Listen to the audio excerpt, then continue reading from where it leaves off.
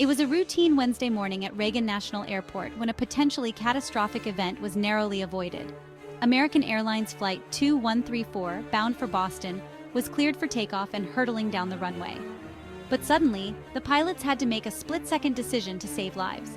Just as the plane reached approximately 90 miles per hour, the pilots slammed on the brakes to avoid a collision with another aircraft, a private plane that had been cleared to land on an intersecting runway.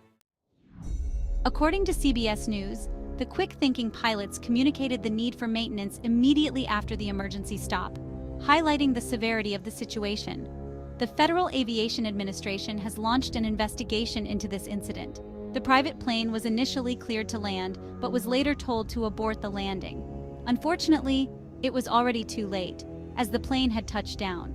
In a statement to CBS News, American Airlines affirmed their commitment to supporting the FAA's investigation, ensuring such near misses are thoroughly examined. The likely cause of this near miss rests more with air traffic control rather than the airline. This incident mirrors another close call at the same airport just last month. A Southwest flight was instructed to taxi across a runway while a JetBlue flight was taking off from an intersecting runway.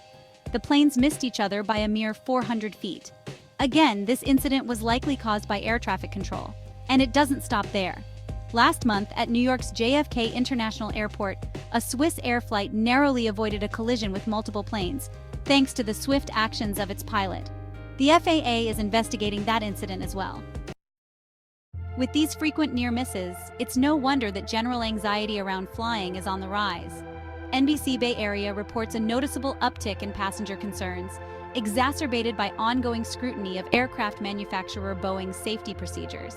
Still, a new aviation law is set to be implemented, reducing the chance of near misses and enhancing safety on runways. Click here to watch that video.